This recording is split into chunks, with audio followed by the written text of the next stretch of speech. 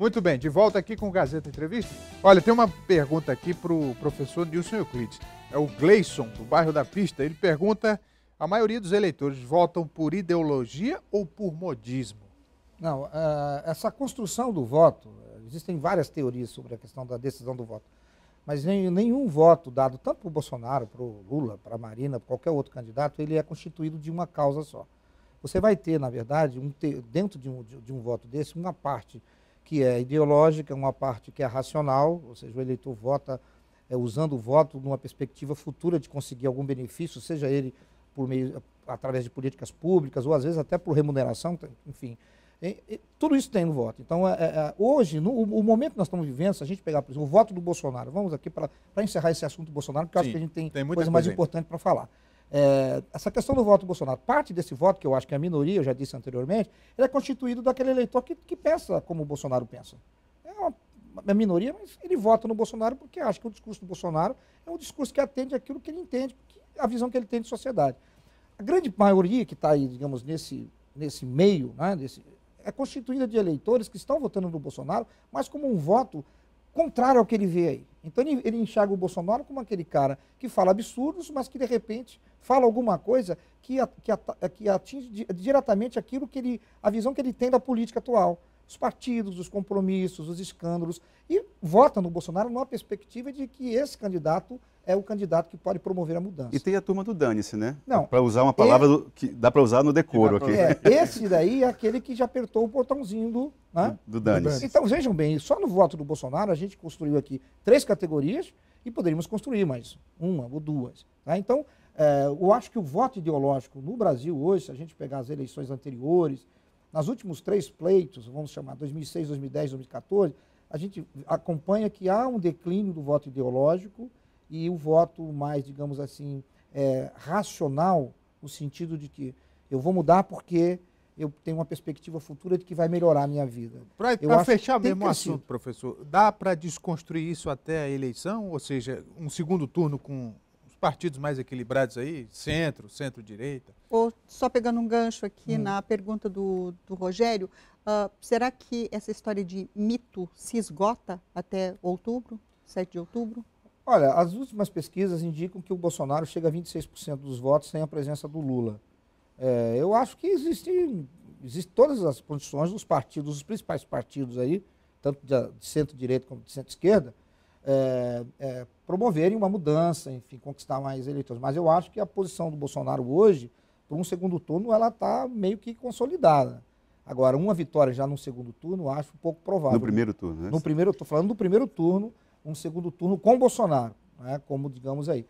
Agora, tudo isso também, a gente está falando, mas é uma eleição, é uma campanha, os partidos estão aí se mobilizando, enfim.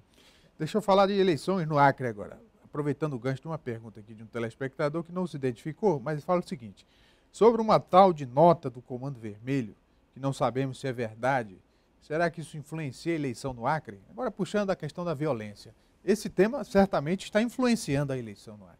Não, certamente. Eu acho que os 36% de votos que o Bolsonaro tem no Acre, além de eu acho que ele é constituído aí dessa ideia de que há uma sensação de insegurança total na cidade. Então, a violência, ela impera, o crime organizado, a notícia, o homicídio. Então, esse discurso de que eu vou entrar e vou resolver, porque eu vou ser duro, eu vou, enfim, ele encontra ressonância na sociedade. Então, eu acho que a parte dessa votação, ela se deve muito a essa sensação, essa quase que sensação de que o problema da violência não se resolve, se não for na bala, né? Enfim, porque é um equívoco, né? Por favor, pode falar.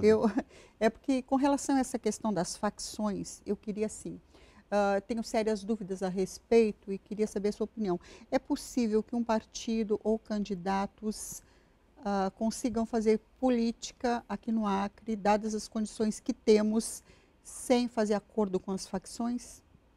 Olha, eu acho que seria irresponsabilidade minha dizer que os candidatos irão fazer acordo com o crime organizado.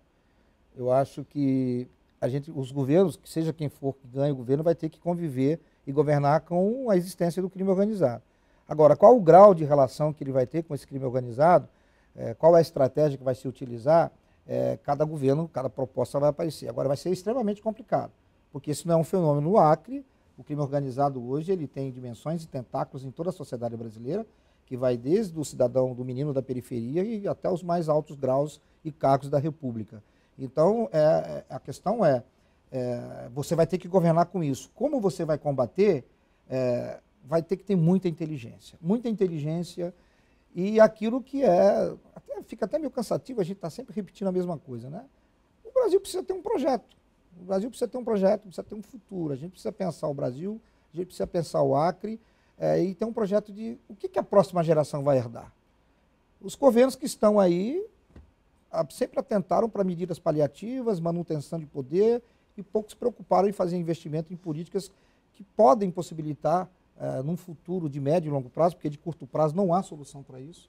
Qualquer candidato que sentar aqui para dar entrevista e disser que eu vou, no primeiro ano de governo, resolver o problema da violência no Acre, estará mentindo, tá? Porque com as polícias que nós temos, a estrutura policial que nós temos, as 3 polícias que brigam entre si, que disputam espaço, o envolvimento de alguns setores do próprio policiamento, que não é nenhuma acusação veleviana. A gente sabe que o crime organizado dificilmente ele prosperaria se ele não tivesse os seus braços na justiça e no próprio aparelho de repressão.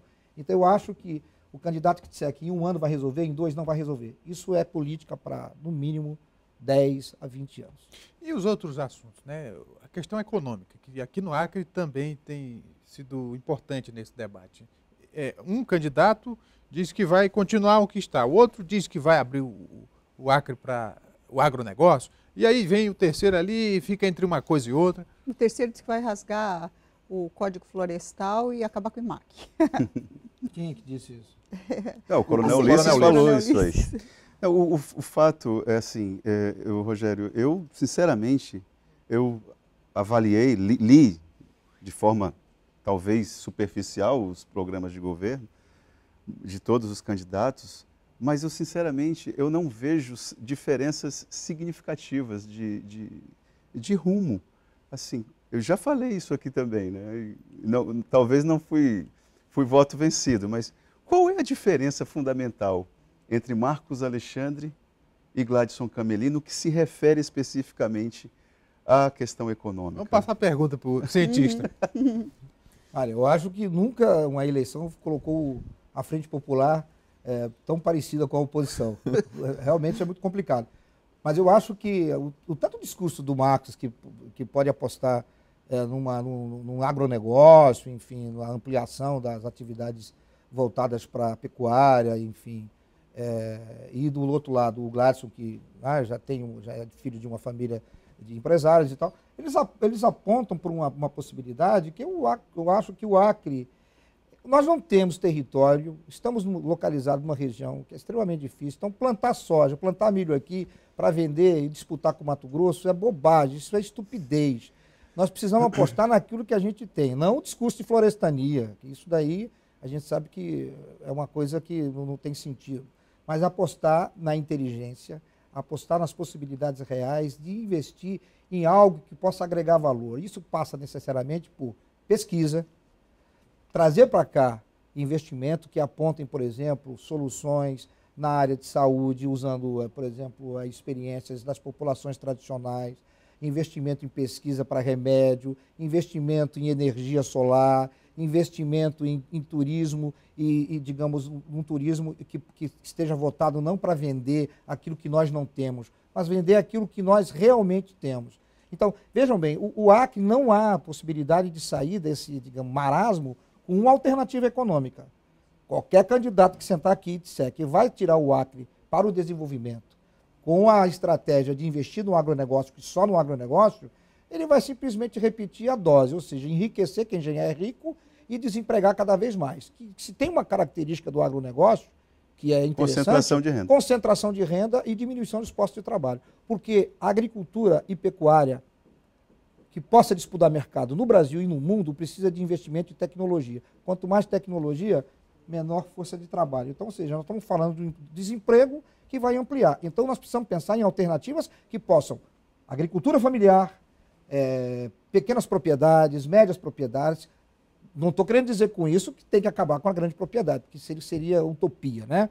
Mas eu acho que você tem que criar um sistema e uma estrutura de governo e uma economia que seja capaz de conviver com a agricultura familiar, a pecuária, digamos, a agricultura de médio porte, a fabricação de insumos, enfim. Gente, a gente vai no mundo, quem conhece um pouquinho aí, viajou ali para Miami, dificilmente você chega num lugar do mundo que você não tem açaí. Eu não consigo entender como é que o Acre pode ter um dos melhores açaí do Brasil e nós não temos aqui uma indústria que possa agregar valor. A gente tem o Festival do Açaí, tem o açaí da esquina, que vende no supermercado em saquinho, e a gente não tem uma proposta de industrializar isso, de fazer dessa marca do açaí do Acre. Só estou dando uma proposta aqui. Fazer disso um produto que possa se internacionalizar. Deixa eu fazer um intervalo. Fazer um intervalo. Percebe. Daqui a pouco a gente volta aqui conversando com o professor Nilson Euclides. Fica com a gente, hein?